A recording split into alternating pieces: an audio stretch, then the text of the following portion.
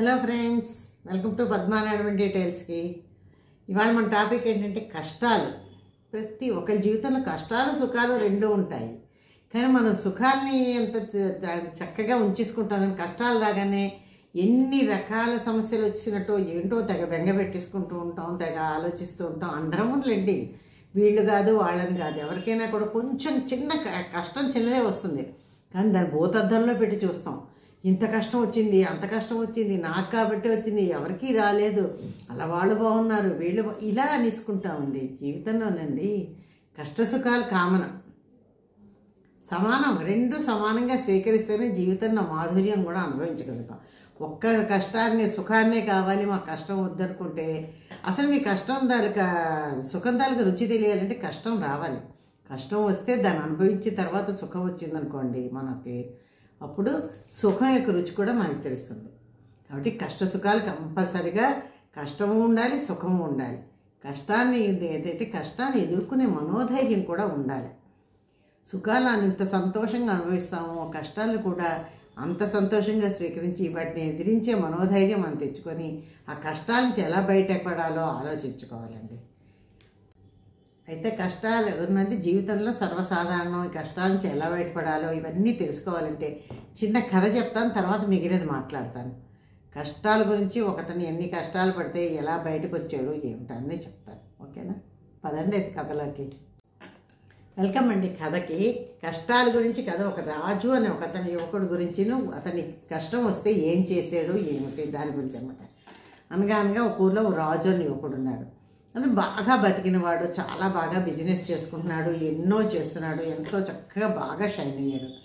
ఎలాగంటే చిన్న వయసులోనే చాలా హై పొజిషన్కి వెళ్ళిపోయాడు, మంచి వ్యాపారవేత్త అయ్యాడు, ఊళ్ళో అందరి దగ్గర మంచి పేరు తెచ్చుకున్నాడు. కానీ ఎప్పుడూ ఒకేలాగా ఉండదు కదండి. ఎంత పేరు తెచ్చుకున్నాడో, ఎంత డబ్బు సంపాదించాడో, ఎన్ని అయ్యాయో, కానీ తన జీవితంలో మటుకు ఒకే ఒక్క రోజు టప్పని కూలిపోయింది. జీవితంలో ఆశలు, ఆ పేర్లు, ఆశ అన్నీ అయిపోయి. ఎందుకు అంటే వ్యాపారంలో తీరని నష్టం ఏర్పడిపోయింది అతనికి. ఇంత అంతా నష్టం కాదు, ఒక పేరు పోయింది, ప్రతిష్ట పోయింది, డబ్బులు పోయాయి, ఎలా బతకాలో తెలియదు, ఎలా ఉండాలో తెలియదు, ఏం చేసి ఎన్ని రకాలుగా ఆలోచించాడు. అంతమందిలో సాయం అడిగాడు. ఏమండి నాకు ఈ సాయం చేసి పెడతారా, నాకు ఆ సాయం చేసి పెడతారా, నాకు ఈ కష్టంలో ఉన్నాను మళ్ళీ అంటే. ఒకప్పుడు అతను ఎంత బాగా బతికి అతని అందరూ కాళ్ళకి దాసోహం అందరూ అతని కాళ్ళకి దండాలు పెట్టి బతికిన వాళ్ళు ఇప్పుడు అతని డబ్బు పోగానే చిన్న చూపు చూస్తారు. చూసారా ఎంత విలువ లేకుండా అయిపోయిందని. ఒక వారం రోజులు కూడా పట్టలేదు అతని జీవితం తారుమారవడానికి. అందరూ కూడా చిన్న చూపు చూసి, చిచి నువ్వు ఇంత నష్టపోయావు, నీకు ఇంకా అప్పటిదాకా అయ్యా మీరు అన్నవాళ్ళు, చిచి నువ్వు ఇలాంటి వాడివి, నువ్వు నష్టపోయావు, నువ్వు అలా చేసావు, అలా ఇంకా అంటే అప్పటిదాకా ఆయనలో నెగిటివ్ తప్పులు ఏవి కనిపించలేదు. అప్పుడు అన్ని తప్పులు రావడం మొదలయ్యాయి అనమాట. ఒకటి నువ్వు అది చేసావు, ఇది చేసావు. ఆ పాపం మంచి చేసినా ఆ మంచినంతటి కూడా నష్టపోయాడు కాబట్టి, అప్పుడు ఆయన బాగా బతికాడు కాబట్టి అతని మీద ఈర్ష్య కూడా ఉంటుంది కదా. ఆ ఈర్ష్య మీద ఉన్న వాళ్ళందరూ కూడాను అతన్ని ఎలాగైనా సరే అతని తప్పుని మంచిని కూడా చెడ్డగా చేసి క్రియేట్ చేసి రకరకాలుగా చెప్పుకుంటూ ఉన్నారు. ఇంక ఇతన్ని మొహం మీదే అనేస్తున్నారు, వెనకాల చెప్పుకోవడం సరే మొహం మీద కూడా అలాగే అన్నీ చెప్పిస్తున్నారు, అనేస్తున్నారు. ఈయన ఎంత బాధపడ్డాడు. లేదు నేను ఎప్పుడు అలా చేయలేదు, ఇలాగా మీకు ఎంత చేశానో అంతే ఎంతమందికో తను ఆర్థికంగా సాయం చేశాడు, మాట సాయం చేశాడు, ఎన్నో రకాలుగా చేశాడు. కానీ ఎవ్వరు కూడా ఇతని మాట వినరు. ఇంకా ఇతను ఏంటి, ఇంకా జీవితంలో ఓడిపోయాను, నాకు ఇంక ఇవేమీ లేవు, మళ్ళీ ఇంతనే పేరు ప్రతిష్ట డబ్బు సంపాదించుకున్నా అంటే చాలా టైం పడుతుంది, ఈ లోపుగా నన్ను వీడింత హీనంగా చూస్తున్నారు, ఈ అవమానాలు భరించి డబ్బు లేకుండా ఇలా బతకడం కన్నా చావే శరణ్యం అనుకున్నాడండి. సరే ఇంకేదైతే అదైంది, సూసైడ్ చేసేసుకుంటాను నేను వెళ్ళిపోయి అని చెప్పేస్తాడు. ఇంకా ఊరి నుంచి బయలుదేరి ఓ నూతిలోనో బావిలోనో లేకపోతే చెరువులోనో ఎక్కడో దూకుదామని వెళ్తాడు. అలా వెళ్ళి ఊరు అవతలకి ఒక పెద్ద చెరువు ఉంటుంది. ఆ చెరువు దగ్గరికి వెళ్ళి అలా ఇంకా చెరువు గట్టు మీద కూర్చుంటాడు. ఇంకా దూకేసి చచ్చిపోతాం, సూసైడ్ చేసుకున్నాను. కానీ అతనికి అన్నీ మళ్ళీ ఎంత తొందరగా చావు ఎవరు తెచ్చుకోలేరు కదా. అంత ధైర్యం ఉండాలండి ఆత్మహత్య చేసుకోవాలంటే.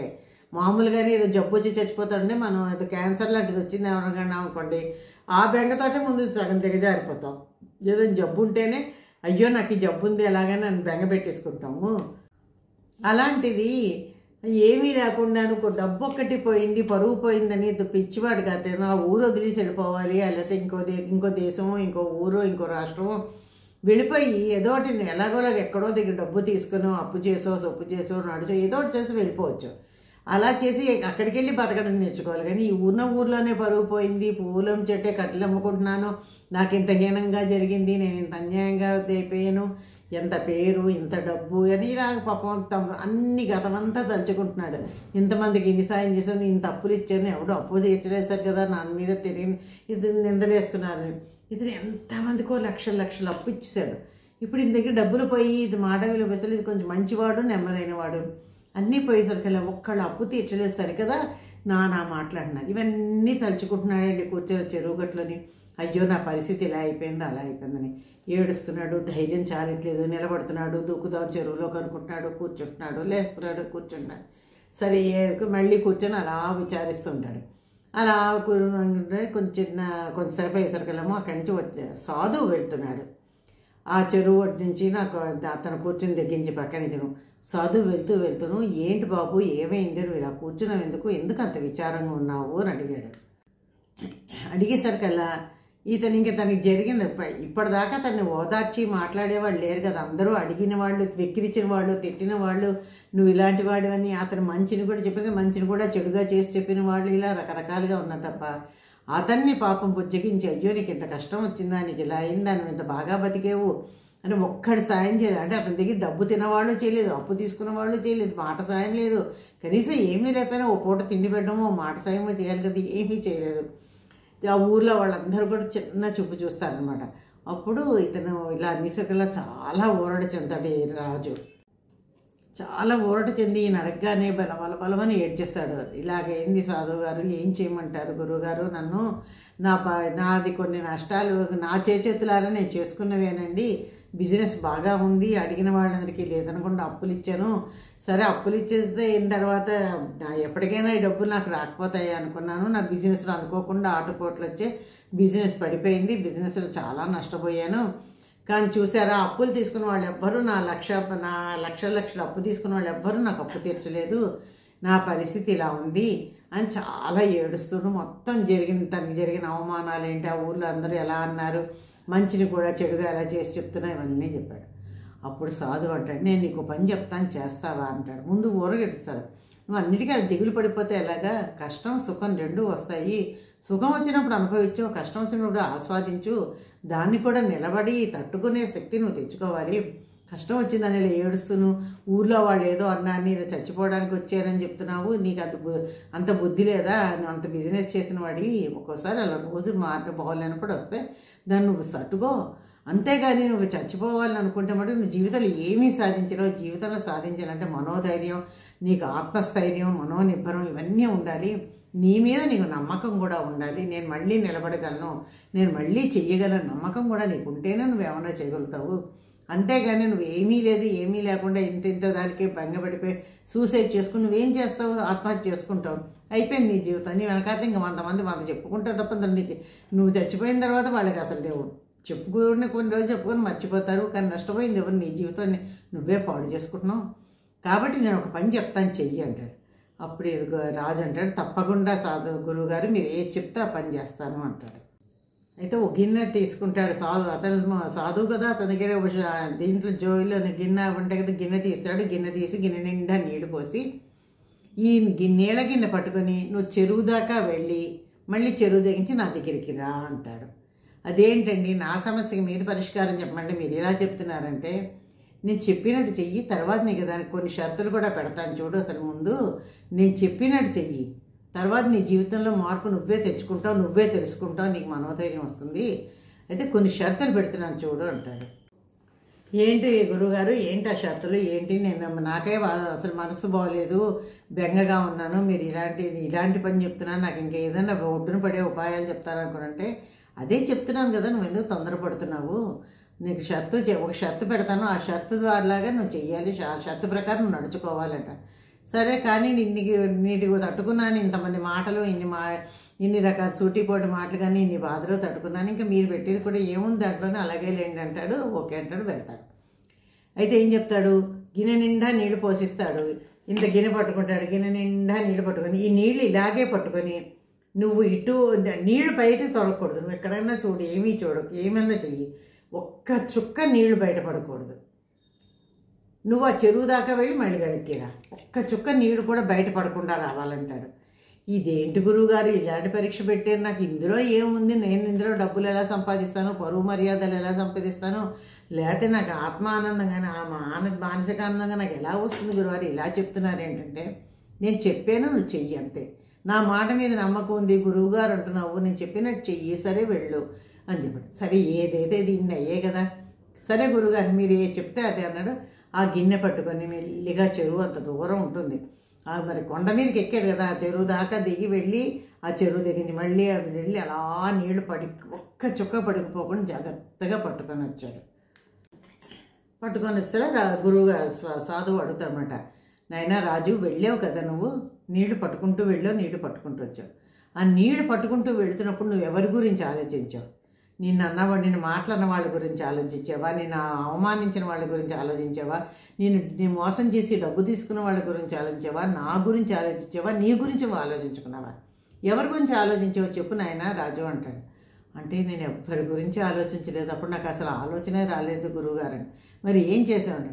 మీరేం చెప్పారు, నీళ్లు ఒక్క చుక్క కూడా బయటపడకుండా వెళ్ళి అక్కడికి వెళ్ళి మళ్ళీ ఆ నీళ్లు పట్టుకొని ఇలా రమ్మన్నారు కదా, ఇటు నుంచి నీళ్లు పట్టుకెళ్ళాను, అటు నుంచి నీళ్లు పట్టుకొచ్చి ఆ నీళ్లు బయటపడకూడదన్నారు. ఇందులో ఏముంటుందో, మీరు ఏం మంత్రం చెప్తున్నారో, ఏం మహిమ చేస్తున్నారో అని నా దృష్టి అంతా నీళ్ళ మీద పెట్టాను.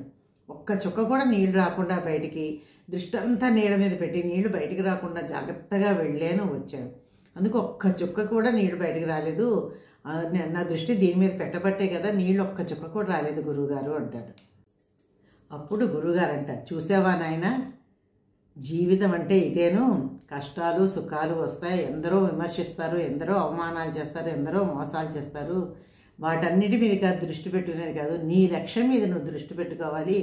నీ లక్ష్యం మీద దృష్టి పెట్టుకొని నువ్వు ముందుకు ఎలా సాగాలి. ఇప్పుడు పడిపోయావు, మళ్ళీ లేవాలా, పడిపోయిన దగ్గర నుంచి నువ్వు ఏం చేస్తే లేస్తావు. అందరినీ సహాయం అడగడం ఎందుకు, నువ్వు ఎవరిని సహాయం అడగద్దు. నిన్ను మోసం చేసి డబ్బులు తీసుకుని నీకు డబ్బులు ఇవ్వలేదు, ఎవరి పాపాన్ని వాళ్ళు పోతారు. వాళ్ళు అడిగావు, నీ బాధ్యతగా నువ్వు అడిగావు, వాళ్ళు ఇవ్వలేదు, నేను మోసం చేద్దామని చూద్దాం అనుకున్నారు, వాళ్ళు ఇవ్వలేదు. నీ మీద నీకు నమ్మకం, నీ కష్టం మీద నీకు నమ్మకం ఉంటే తప్పకుండా నువ్వు జయం సాధిస్తావు. చూసావా, ఇప్పుడు నీళ్లు పట్టుకెళ్ళినప్పుడు నీ దృష్టి అంతా, నీ లక్ష్యం అంతా నీళ్ళని కింద పడకుండా వెళ్ళి రావాలి, గురువుగారు చెప్పారు అనుకున్నావు, అలాగే వచ్చావు, సాధించావు. ఇక ముందు కూడాను నువ్వేమైనా వ్యాపారం చేయాలనుకున్నావో, లేదా ఉద్యోగం చేయాలనుకో, ఏం చేద్దాం అనుకున్నావు కూడా దాని మీద దృష్టి పెట్టు. యువతల వాళ్ళు అవమానించారు, అవతల వాళ్ళు మోసం చేశారు, నన్ను ఇలా చూశారు, నాకు ఇలా చేశారు, ఇవన్నీ ఆలోచించకు నాయనా. ఇవన్నీ ఆలోచించకుండా నువ్వే చెయ్యదలుచుకున్న మీద నీ లక్ష్యం పెట్టు. జీవితంలో కష్టాలు వస్తాయి, సుఖాలు వస్తాయి, ఎవ్వరూ వచ్చి నిన్ను ఆదుకోరు. నీ లక్ష్యం నువ్వే సాధించుకొని నీకు నువ్వే ధైర్యం చెప్పుకోవాలి. సుఖంలో ఉన్నప్పుడు అందరూ చేస్తారు, బెల్లం చుట్టూ చీమలు చేరినట్టు. అలాగే కానీ నీ కష్టంలో ఉన్నప్పుడు ఒక్కళ్ళు రారు, నాన్న వాళ్ళు కూడా రారు అన్నది ఊర్లో ప్రజలు ఎందుకు వస్తారు నాయనా, నువ్వు భ్రమపడ్డావు అంతేను. ఎన్ని కష్టాలు వచ్చినా నీకు ఎప్పుడో మంచి రోజు వస్తుంది, ఆ వచ్చిన రోజు నువ్వు సద్వినియోగం చేసుకోవాలి. నువ్వు అలా సద్వినియోగం చేసుకునుకో, నీకు మంచి రోజులు వస్తే నువ్వు మళ్ళీ ఇంకా బాగా పైకి ఎదగలుగుతావు అని చెప్తాడు. ఎవరిని ఇక ముందైనా జీవితంలో దెబ్బతిన్నావు, ఎవరిని ఇక నమ్మకు, ఎవరిని చేయకు. నీ లక్ష్యం మీద నువ్వు దృష్టి పెట్టుకొని ఎవరిన్నా నువ్వు వెనక అడుగుంటూ వేయకు. నీ పట్టుదల, నీ ఆత్మవిశ్వాసము, నీ ఆత్మబలమే నీకు, నీ మీద నమ్మకమే నేను ముందుకు నడిపిస్తాయి. కాబట్టి తప్పకుండా ప్రయత్నం చేయనాయనా అంటాడు. అప్పుడు రాజన్న కుర్రాడు అనుకుంటాడు, అందరూ ఇతను చెప్తాడు, నువ్వు చాలా చిన్న వయసు ఉన్నవాడికి నువ్వు ఎందుకు అసలు ఆత్మహత్య చేసుకోవడం, నీకు శారీరక బలం ఉంది, మానవ నిగ్రహం బలం ఉంది, అన్నీ ఉన్నాయి, నువ్వు నీ పని చేయగలిగే నీకు అన్ని విధాలు నీకు అన్ని సహకరిస్తుంది వయసు కూడాను. కాబట్టి అస్సలు నువ్వు ఎప్పుడూ కూడాను ఆత్మహత్య గురించి ఆలోచించుకు నీ ప్రయత్నాలే నువ్వు చేయండి. అప్పుడు ఇతను అనుకుంటాడు, నిజమే కదా, నాకు అన్నీ ఉన్నాయి, నేను చాలా చిన్నవాడిని, నాకు పెళ్ళి కాలేదు, ఏమీ కాలేదు, అంత మాత్రం నేను ఎందుకు దగజారిపోయాను, నన్ను నేను ఎందుకు ఇంత చిన్న చూపు చూసుకొని మా నాన్న అందరూ మోసం చేశారని ఇలా భయపడిపోయాను, ఎందుకే వేలాదడిపోయాను, దీనికి చావు సమస్య ముగింపు కాదు, తప్పకుండా నేను మళ్ళీ నా లక్ష్యాన్ని సాధించి, నేను లక్ష్యం పెట్టుకుని దాన్ని సాధించి విజయాన్ని సాధిస్తాను అని చెప్పని వెనక్కి తిరిగి గురువుగారికి దండం పెట్టేసి వెనక్కి తిరిగి మళ్ళీ తన ఊరు వెళ్తాడు. చక్కగా మళ్ళీ ఒక్కొక్క అడుగు వేస్తే ఊళ్ళో అందరూ ఆశపోతారు. నువ్వు ఎక్కడికో వెళ్ళిపోయావనుకున్నాను, వచ్చావని ఎన్నో రకాల మాటలు అంటారు. అన్నిటికీ చిరునవ్వు నవ్వుతాడు. తన తనేమిటో చేసుకుంటూ వెళ్ళిపోతుంటాడు. మళ్ళీ యథావిధంగా తన మంచి పొజిషన్ పొంది చాలా చక్కగా ఉంటాడు. చూసారా, మనం కూడానండి దీన్ని బట్టి తెలుసుకుందాల్సిందంటే కష్టాలు వచ్చాయని కుంగిపోకూడదు. వస్తాయి, మనిషికి కదా మానవులకి వస్తాయి కష్టాలు, ఎన్నో రకాల కష్టాలు వస్తాయి. ఆ కష్టాలను ఎదురీది ధైర్యంతో మన మీద మన నమ్మకంతో ఉన్నాం అనుకోండి, తప్పకుండా మనందరికీ కూడా విజయం వస్తుంది. ఈ చిన్నవాళ్ళకైనంతే పెద్దవాళ్ళకైనా అంతేనండి. పెద్దవాళ్ళకు కూడా ఎన్నో రకాల సమస్యలు వస్తుంటాయి. ఆ సమస్యలను ఎదురీదుకోవాలి. మనకి ఇంకోటి కొన్ని సమస్యలకి సమాధానం ఉన్నప్పుడు మనకి ఇంతే ప్రాప్తం, మనం ఇలాగే ఉండాలి, దేవుడు రాసి పెట్టాడు అని ఆ కష్టాల్లోనే మనం ఆనందం చూసుకుంటూ అలాగే బతికేసాం అనుకోండి, చివరి వరకు చాలా సంతోషంగా సుఖంగాను బతుకుతాము. ఎంతో హాయిగా హ్యాపీయెస్ట్ లైఫ్ కూడా లీడ్ చేయగలుగుతాం. ఇదండి నేను చెప్పదలుచుకున్న కథ ప్లస్ మంచి మాటలకి కష్టాల్లోని ఎలా ఎదురీదారో చెప్పాలనుకొని చెప్పాను. సరేనా? ఎలా ఉందో కామెంట్లో పెట్టండి. లైక్ చేసి సబ్స్క్రైబ్ చేయండి. మరో మంచి వీడియోతో మరో మంచి కథతో మళ్ళీ కలుద్దాం రేపు. సరేనా? పొడుపు కథకి వెళ్దామా? నిన్ను అడిగాను కదా పొడుపు కథ ఏంటి? ఎగురును ఉరుకునా నీడ. మన నీడ కదా, మనం ఎలా వెళ్తే అలా వస్తూ ఉంటుంది ఆ నీడ. అది ఇవాళ పొడుపు కథ ఏంటంటే, మన దగ్గర ఉన్నది ఎంత దానం చేసినా తరగదు, అంతకంతకు పెరిగేది. ఏంటది? మళ్ళీ అడుగుతున్నాను. మన దగ్గర ఉన్నది ఎంత దానం చేసినా తరగదు, అంతకంతకు పెరిగేది. ఏంటో అది మీ అందరికీ తెలిస్తే కామెంట్లో పెట్టండి. గబగబాను ఫోన్ తీసి టక్కటక్క పని తెలిసిన వాళ్ళందరూ జవాబు పెట్టండి. ఆలోచించి అందరికీ తెలిసిందే ఉంటుంది. మ్యాక్సిమం అందరి దగ్గర ఉన్నది ఇంత ఇది కాబట్టి నేను హింట్ కూడా ఇచ్చాను. ఏంటో అది జవాబులు పెట్టండి. నేను దీని జవాబు రేపు చెప్తాను. ఓకేనా? Thank you. బాయ్.